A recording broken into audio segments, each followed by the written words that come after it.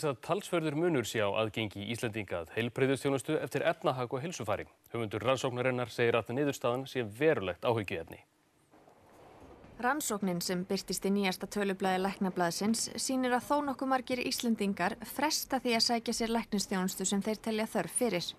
Alls höfðu 22% fullorðinna Íslendinga frestað eða fellt niður læknisþjónustu á 6 mánaða tímabili.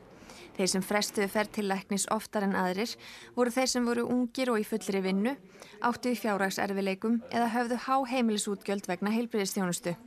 Enn fremur þeir sem áttu erfitt með að komast frá daglegum verkefnum voru óánægðir með síðustu læknisheimsókn eða glímdu við langvinna sjúkdóma og kvilla. Elsta fólkið frestaði sjaldnast læknisheimsókn en yngra fólkið oftast.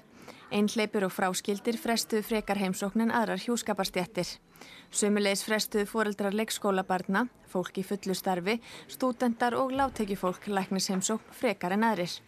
Höfundur rannsóknarinnar segir niðurstöðurnar verulegt umhugsunarefni.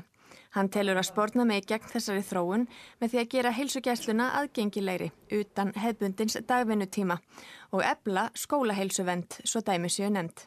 Síðan þarf að huga að komugjöldunum og stjórnvöld mega ekki falli þá freistni núna þegar þarf að spara að auka enn á gjaldtöku af sjúklingum vegna þess að það bitnar með beinum og óbeinum hætti á aðgengi að nauðsynlegri þjónustu.